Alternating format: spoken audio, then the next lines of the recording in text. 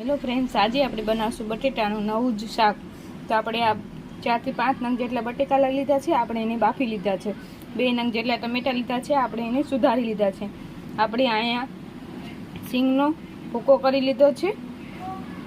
આપણે અહીંયા મરચાંની અને લસણની પેસ્ટ તૈયાર કરી લીધી છે. હવે આપણે બટેકામાંથી છાલ કાઢી નાખશું. પહેલાં આપણે બટેકામાંથી છાલ કાઢી લેવાની છે. બટેકામાંથી આપણે બધા બટેકામાંથી છાલ કાઢી લઈશું.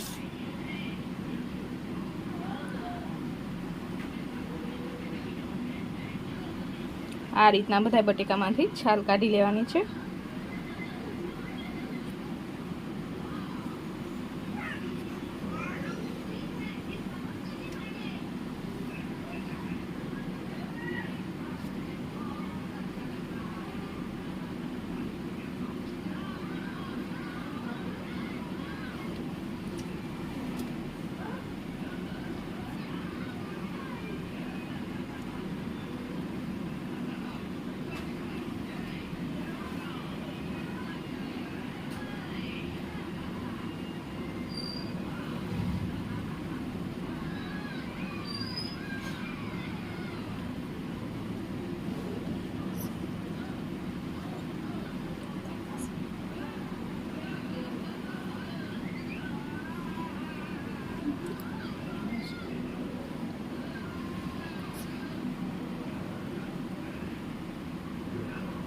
હું આ શાક બનાવું છું એવી રીતના તમે બનાવશો ને તો મોટાથી લગી બાળકો પણ ખાશે. એવી રીતના તમે હું બનાવું એવી રીતના તમે શાક બનાવજો.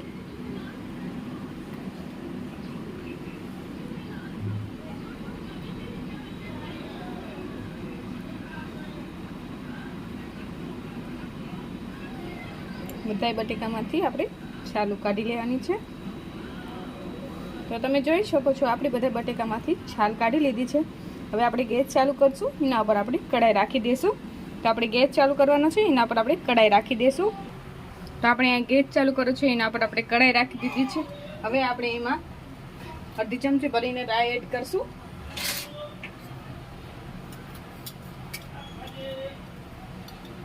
અડધી ચમચી ભરીને આપણે રાઈ એડ કરવાની છે. અડધી ચમચી ભરીને આપણે આખું જીરું એડ કરશું.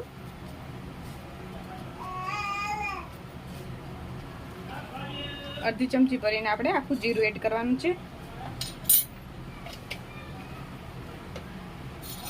આપણે થોડીક અડધી ચમચી જેટલી આપણે મેથી એડ કરશું. અડધી ચમચી જેટલા આપણે મેથીના દાણા એડ કરશું. બધું સારી રીતે ફૂટી જાય તે પછી આપણે એમાં તેલ એડ કરશું.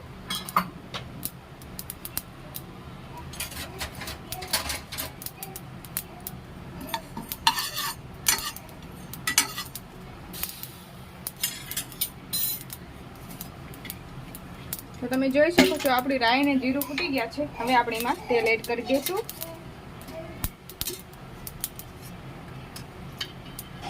આપણે એમાં 2 થી 3 પાવડા ભરીને તેલ એડ કરવાનું છે.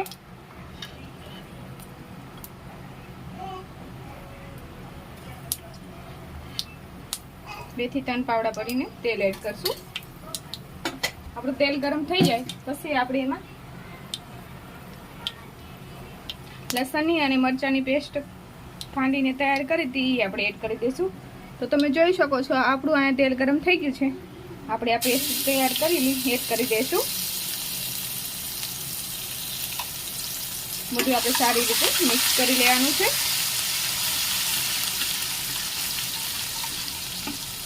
તો તમે જોઈ શકો છો સરસ મજાનું બધું મિક્સ થઈ ગયું છે. હવે આપણે એમાં જે ખોખાના દાણા ખાંડીને રાખ્યા હતા એ એડ કરી દઈશું. ખોખાના દાણા આપણે એડ કરી દેવાના છે. બધું આપણે સારી રીતે મિક્સ કરી લેવાનું.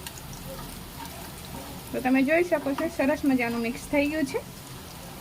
હવે આપણે આને થોડી વાર થવા દઈશું.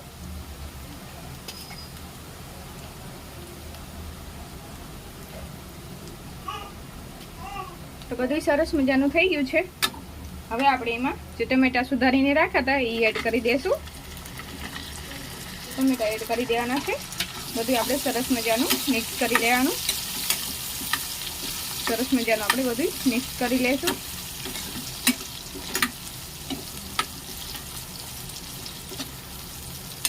તો તમે જોઈ શકો છો સરસ મજાનું બધું મિક્સ થઈ ગયું છે। હવે આપણે આને થોડી વાર ચડવા દઈશું। ટમેટાને થોડી વાર ટમેટાને ચડવા દેવાનું છે। આપણે આ બટેકા સુધારીને રાખ્યા હતા, છાલ કાઢીને રાખી હતી, એ આપણે એનો હાથેથી ચૂંદો કરી દેવાનો છે। આ રીતના આપણે હાથેથી ચૂંદો કરી દેવાનો,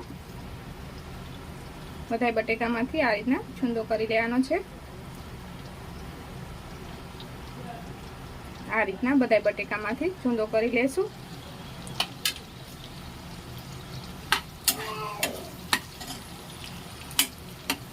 આને થોડી વાર આપણે ચડવા દઈશું। તેલમાં અડધી ચમચી ભરીને આપણે હિંગ એડ કરશું।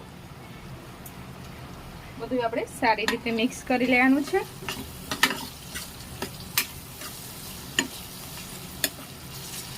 તો તમે જોઈ શકો છો ટમેટા સરસ મજાના આપણા તેલમાં ચડીને તૈયાર થઈ ગયા છે।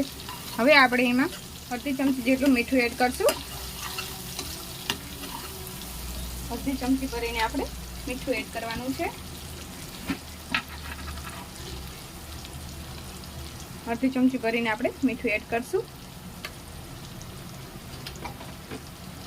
બધું આપણે સારી રીતે મિક્સ કરી લેવાનું છે।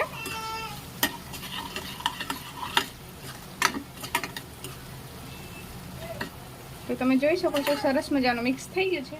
એક ચમચી ભરીને આપણે લાલ મરચું એડ કરવાનું છે। અડધી ચમચી ભરીને આપણે હળદર એડ કરશું। અડધી ચમચી આપણે ધાણા જીરું એડ કરશું। આપણે બધું સરસ મજાનું મિક્સ કરી લેવાનું છે। બધું આપણે સરસ મજાનું મિક્સ કરી લેવાનું।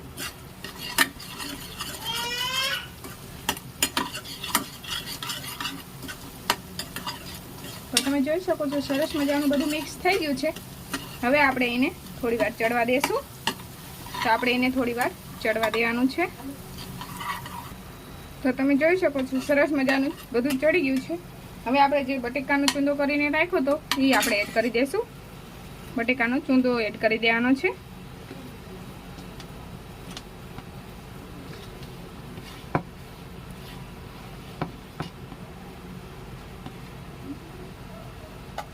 બધું આપણે સારી રીતે મિક્સ કરી લેશું।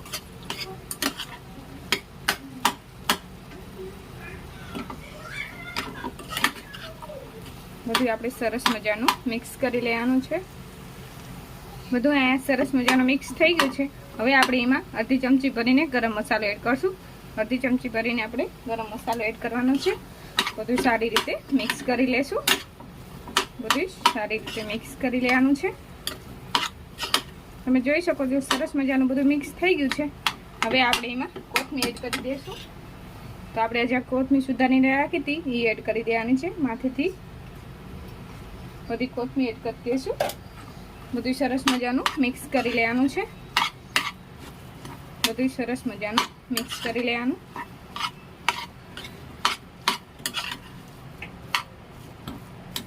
તો તમે જોઈ શકો છો બધું સરસ મજાનું મિક્સ થઈ ગયું છે। હવે આપણે એમાં અડધો ગ્લાસ ભરીને આપણે પાણી એડ કરશું। અડધો ગ્લાસ ભરીને આપણે પાણી એડ કરવાનું છે। બધું આપણે સારી રીતે મિક્સ કરી લેશું।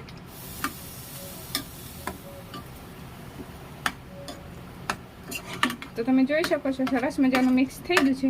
હવે આપણે એને થોડી વાર ચડવા દઈશું। આપણે એને થોડી વાર ચડવા દેવાનું છે।